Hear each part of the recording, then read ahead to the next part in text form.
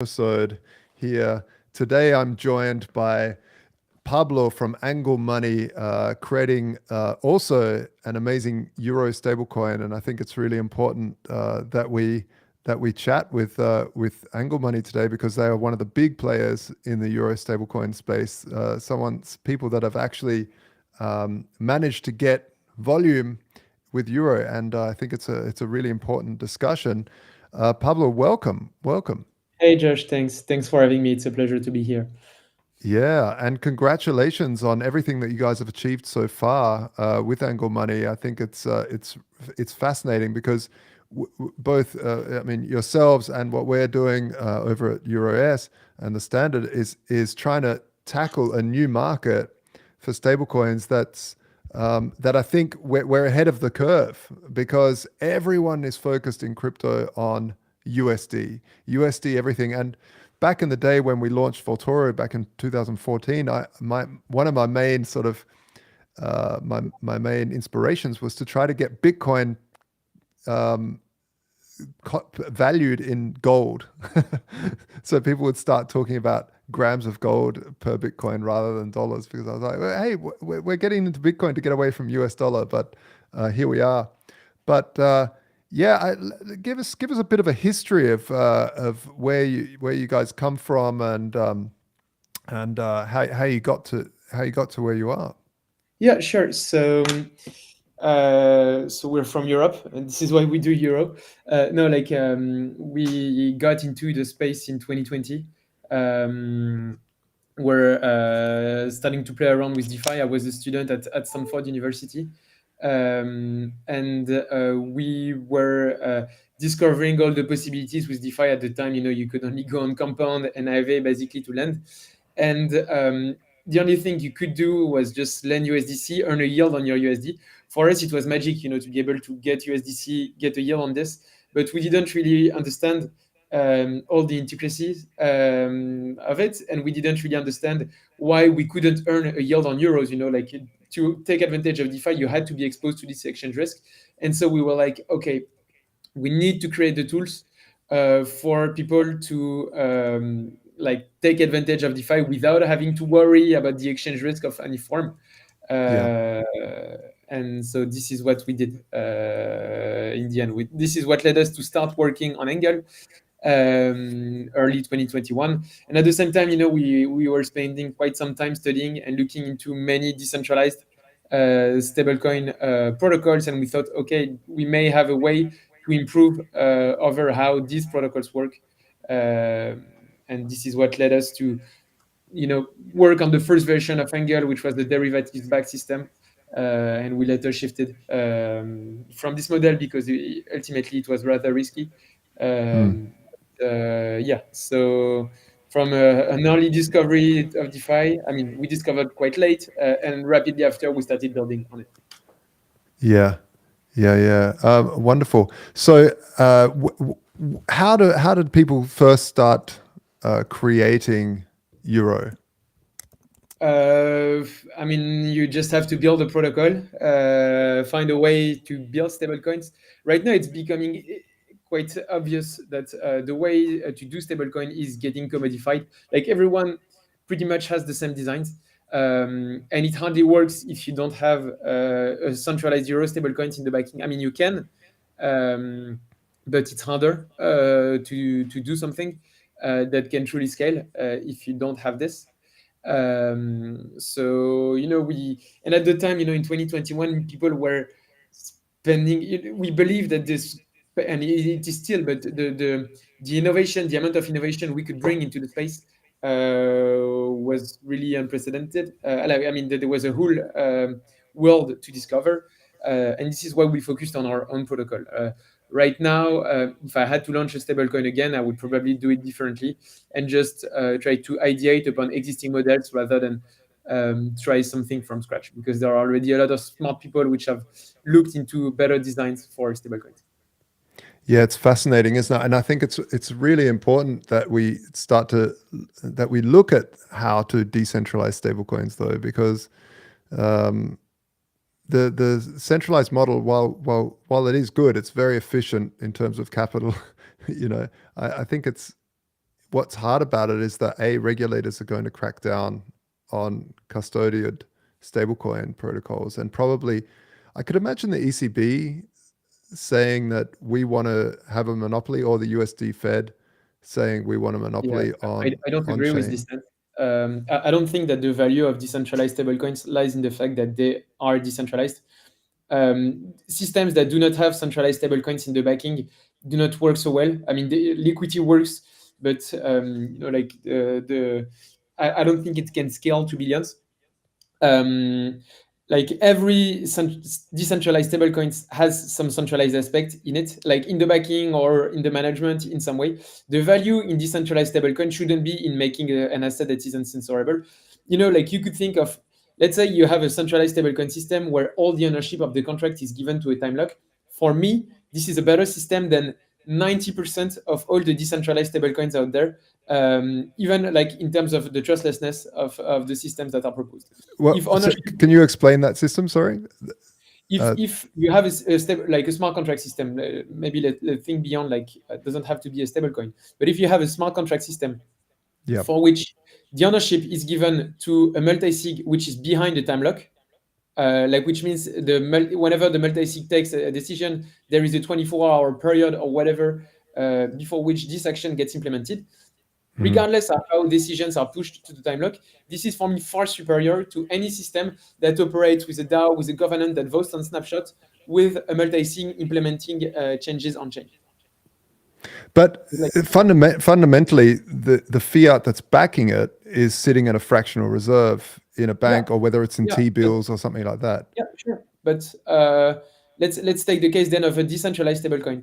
If you want it to work, like a purely CDP system won't work. Like we've seen it with Go. We are seeing it currently with Libra. If you have a system with ETH and people can only borrow the stablecoin, it is not going to work.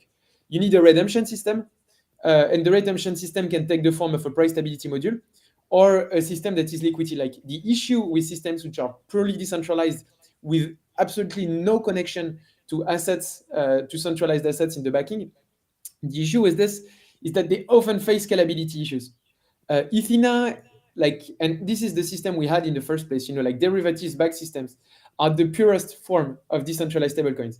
You have the scalability, you have the capital efficiency, but it's not sure that it can hold at scale in under any circumstance. And Ethina has kind of a lot of centralization aspects in its backing, in the sense that collateral is stored within custodians. Um, and so they cannot be hacked per se. But yeah, like for me, like if you are building a decentralized stablecoin with the idea that, oh, I'm doing it, it's decentralized, it's cool, it's subject to censorship, I don't think it's cool, but it shouldn't be the primary argument, because in every system that works there is a censorability aspect, whether you like it or not. But of course, I agree with you. In the beginning of a project, there is a centralization. But do you not agree that you can slowly decentralize it out as you start to give Uh, up no, I control? don't. No, I don't. I mean, there is the decentralization of the voters, which, like, yes, you can, and we are pretty well on this on Angle. Like the set of token holders voting on governance proposals, it's well distributed. As a team, we don't have a majority. Yes, it's cool, but in terms of the backing, we do have some centralized stablecoins backing our own stablecoin. And the value we provide, it's not in the decentralized set of orders, because why do you need a decentralized stablecoin to wrap a centralized stablecoins? For me, the value of decentralized stablecoins, and like maybe the term decentralized stablecoin is not the good term, but the value lies in the fact that they are like forms of pooling solutions. If you just like wrap USDC or USC or whatever, or if you just do like doing a CDP system to do a stablecoin, for me it's worthless, because no, but really, you are just extracting value, and you are the world would be better off, I believe, with like just a protocol built around USDC. It doesn't have to be a stablecoin. A stablecoin being stable for a protocol, like having a stablecoin as an output, it's just a feature. It's not an end. Why? And the Why? value, Why? Why was Bitcoin invented then? but I agree with this. This is super important. But the only stablecoin that is truly decentralized is Liquidity. That's the only one, and that works at scale. I mean, Well, it can that is a hardly scale. CDP. That is a CDP, but they have a redemption feature. But it's a cool experiment. 1 billion at the top. At the max, it's going to, like, right now it's 154 million, I think. I don't think it can grow that much beyond this in a high interest rate environment. In a low interest rate environment, why not? But in a high interest rate environment, you cannot build decentralized stablecoins which remain purely decentralized with no censorability aspect. And so if the argument is the censorship resistance and stuff on the backing the fact that the state can rule you, I think it's really misleading, and it's not the reason why people should work and should build on stablecoins, should build decentralized stablecoins. So with AG Euro, how is it backed? So we are backed by centralized stablecoins. We have a price stability module. We have a CDP system. But the value in AG Euro doesn't lie in the fact that it's a stablecoin. It lies in the fact that the protocol in itself, it's a pooling solution.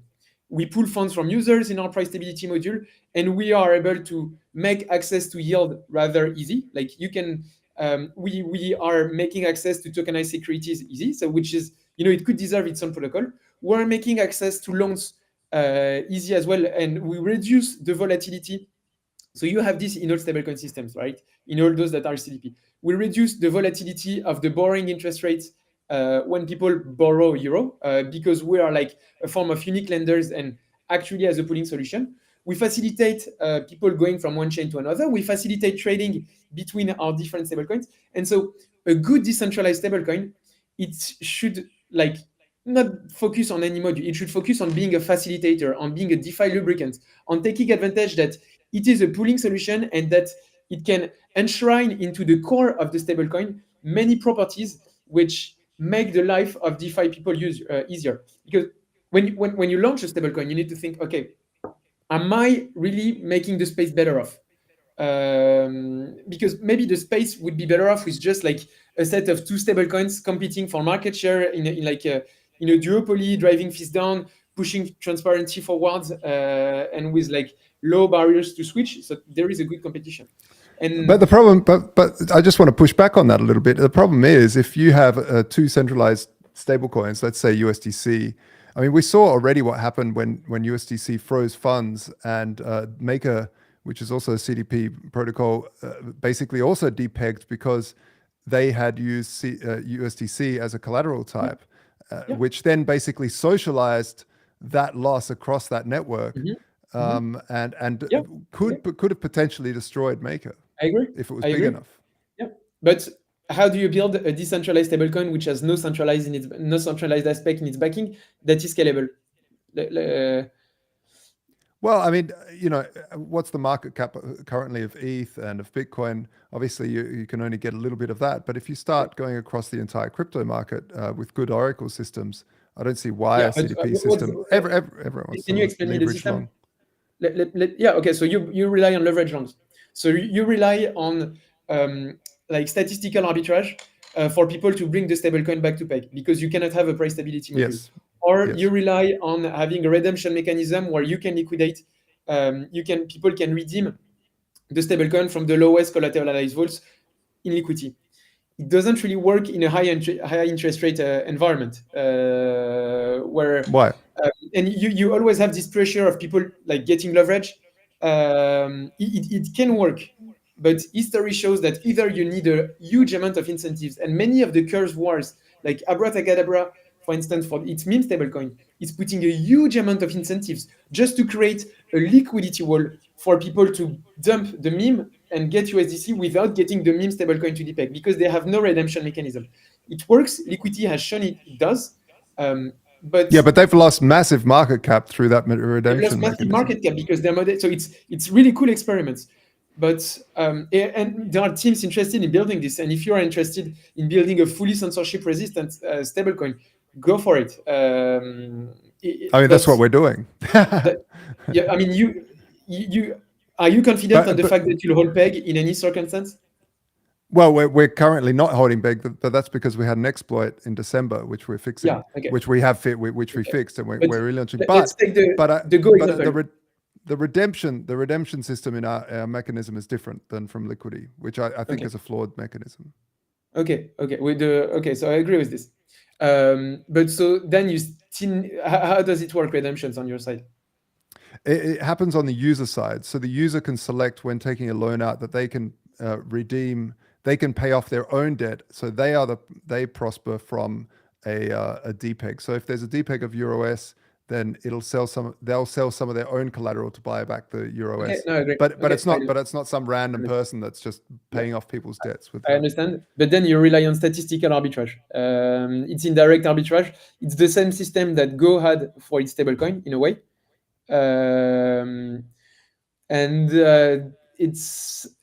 like theoretically it works on a large market. Like people are being depegs, but the social coordination to go back to peg or to have people okay, I'm fine. No, it's all automated using chain link automations.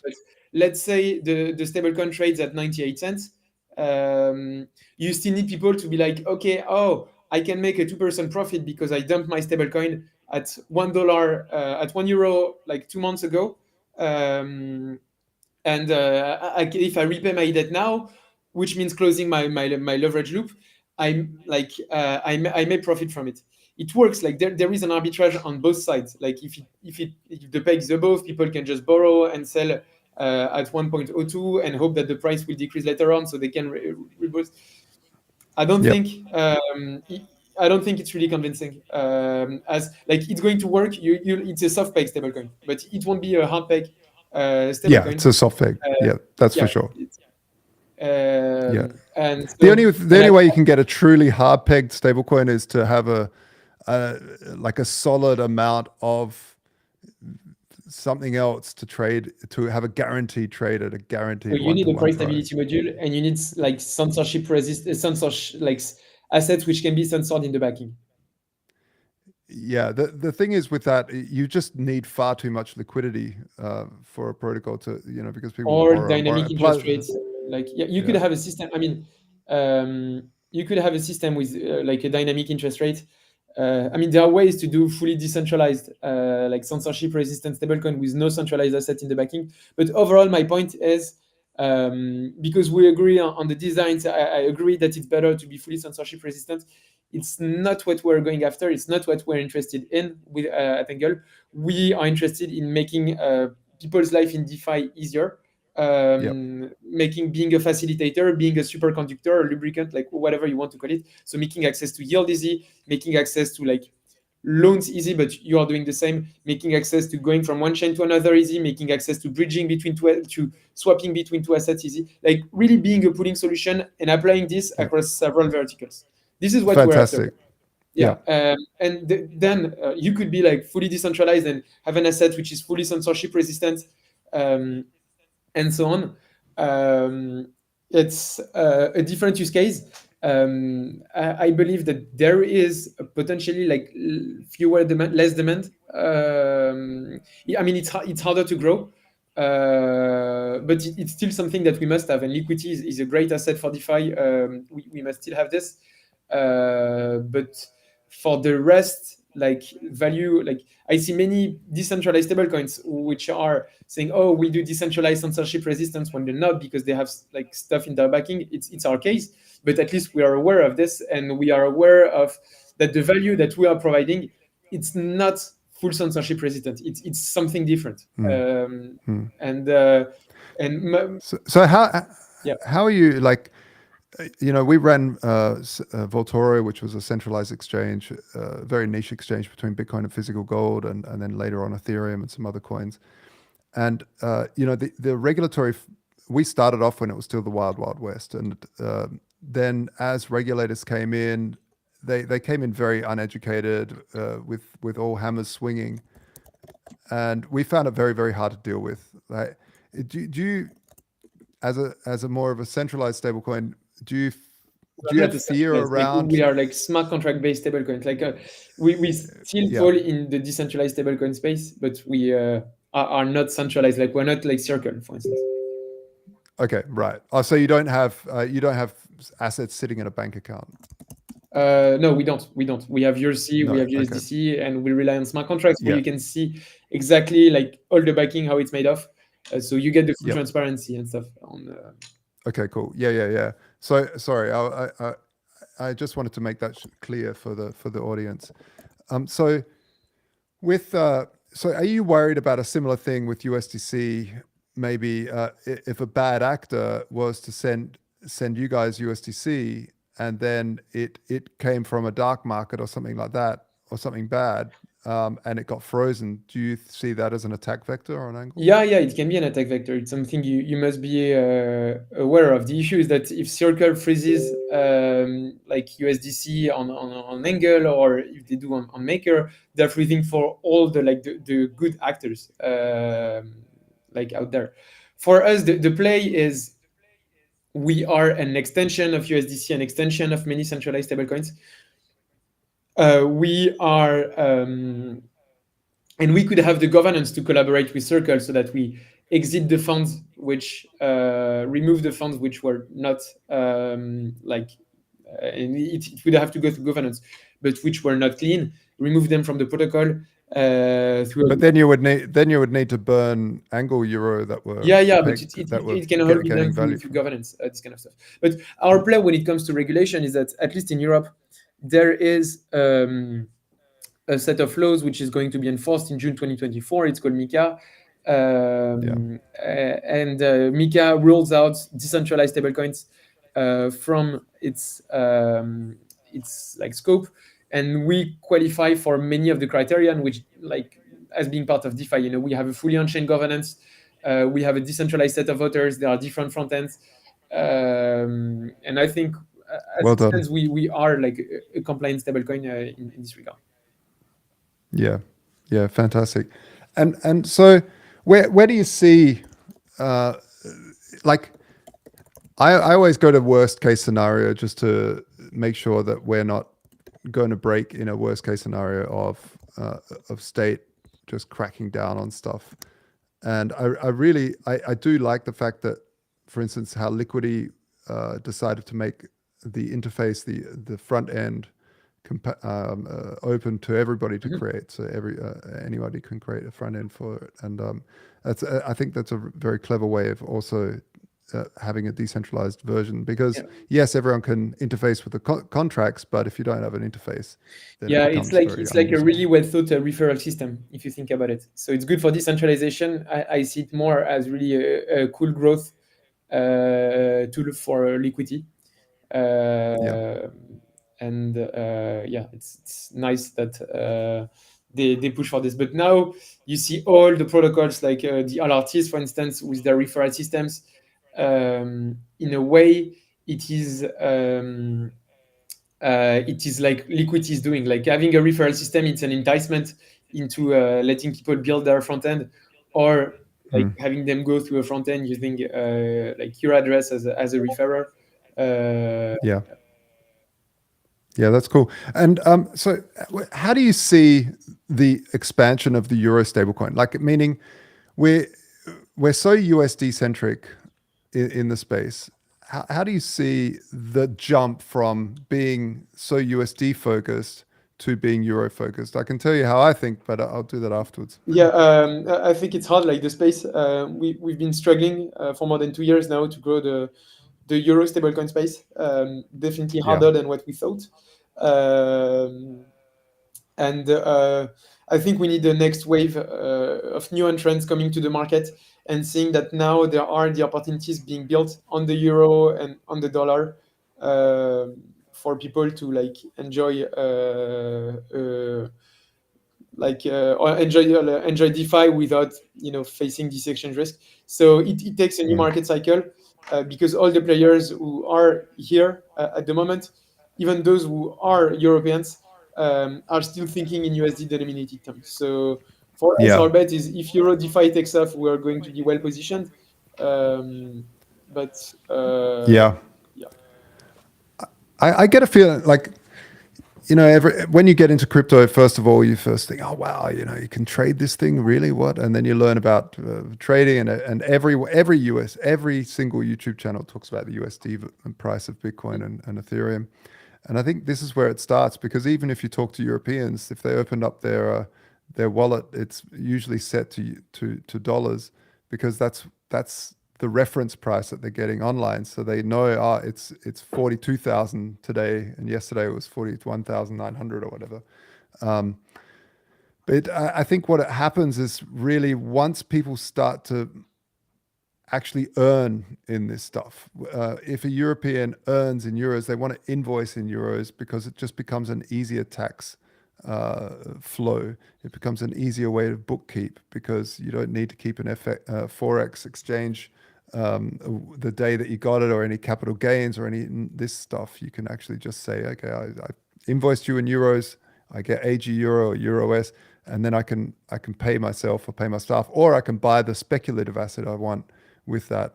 But I think it takes that spring, and getting away from just pure speculatory market. And it's really, being USD only in the crypto space is really, for me, a signifier that we still haven't left the speculatory space. So if you're Yeah, I building in agree. the space, But build for the speculators. yeah, I tend to agree. But there are still many teams out there which are using dollars for invoicing, even though they are European contributors. So there is also tooling which is missing, like on-ramp solution, off-ramp solutions, which is still not there yet on the Euro side. Uh, Yep. and it's going to come. Yep. Do you think exchanges like Bitpanda are doing stuff to get us towards that? I'm not sure. Many of them were waiting for Mika to see how it's going to look like, and they've Yeah. been mostly waiting for the last 2 years. Yeah, I wish they were a bit more courageous to push for Euro stablecoins than they've done in the past. I've had relation with them, but it was Yeah. not the most fruitful ones. Not the Yeah. most fruitful discussions I had before. Yeah, I really get the feeling, and I'd love to get your opinion on this as well, is that Mika will somehow push a two-tiered system on chain, because Kraken and such are going to have to send KYC data along with crypto outputs. So I think the chance of them sending to a non-custodial wallet is pretty rare. So we'll have the custodial wallet and ETF or ETP space, and then we'll have the old school crypto space sending crypto amongst each other. Do you think that's the way it's going to play out, or do you think it'll be a little bit So I think, yeah, more? you'll have stablecoins people use for payment, and there will be the stablecoins that people use for yield. This is how I see the two-tier space. Yeah. So you think people will gain a yield and then have to convert over to something that's KYC'd and If they want to for payments, do you, yeah, or not KYC, because stablecoins won't have to be KYC, but you would use two different systems whether you want yield or not. Yeah. but let's say you hold your keys in a self custodial wallet. If you wanted to get that into an exchange, You need to use a centralized once token, it's on, yes. yeah, right, I right, think so. Yeah. I think that's the way it's probably going to go as well. And do you think the ECB will crack down on that and want to monopolize the No, centralized no, no. The stablecoin ECB space? is like they are thinking on on two CBDCs, one for interbank exchanges and one for retail money. The one will for retail will be on private blockchains. The one for interbank exchanges might be on public blockchains. They don't know yet, but it's like 10 years away, I think. You think it's 10 years Yeah, away? I'm Yeah, almost sure. Like yeah. I've already spoken with them many times. They like our office are like two streets away, so we have lunch from time to time with the ECD people in Paris. Nice, nice.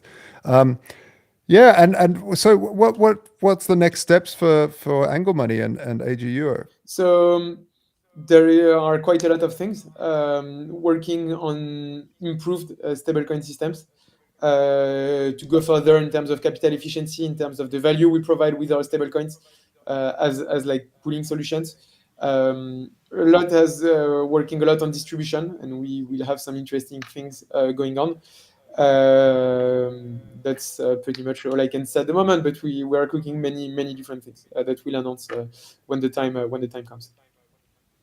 Many things in the fire. Yeah, So Angle Money, have you guys got any plans to release other stablecoins apart from Euro? potentially. Nice. Let's quickly talk about layer twos in the space. I wanted to touch on that. Where do you see layer twos going, or potentially layer threes? Do you think this is that Ethereum has won the game and that we are now in the Yeah, L2 wars for Ethereum, or do you think I something don't will really change? like all that is going on with layer twos. Um, and like Why? What well, in what people, way? everyone fighting for it feels like we're fighting in a walled garden, you know. People are fighting to push their layer two, just like people like to push for the stablecoin with respect to others. um, there is too much speculation going on around points and people launching their chains when everyone uses in the end the same tech, like uh, and I hate the speculatory aspect around it. I believe, Mm. and this is why I don't like to speak so much about Bitcoin, about the price of ETH, because I don't consider that I work in the crypto industry. I consider that I work in finance, and build financial products on blockchains. And once you see this way, you're like, yeah, why would I give a fuck about layer twos, their tech and scalability solutions? In the end, for us, there are providers which enable us to provide our services in a more scalable way. There are also helps for us to distribute our systems, because like we must be as a stablecoin where the wind blows, and if the wind blows on a layer two, we must be here. But I have absolutely no preference and no interest in where the market is going on in terms of layer twos. There are some teams which I prefer working with, because I believe that they're more reliable. I kind of like how they present. I like the vision they are pushing for, but I feel that. Who's that? Sorry. Who's that? Well, I can Who do you do well particularly with like? Optimism and Arbitrum, for instance. Hmm. These are great teams, but most of Yeah. the teams are like excellent technically.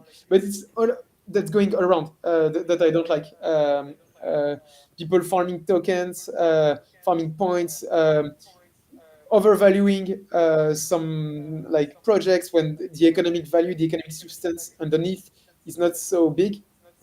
So yeah, it's what I don't like around Do it. you- And in the end, people are just pushing for standards, and I don't like when people defend too much, like one area or two over another. You don't care. No one cares. mm, Everyone mm. cares about its own money and want to push for where it has bags.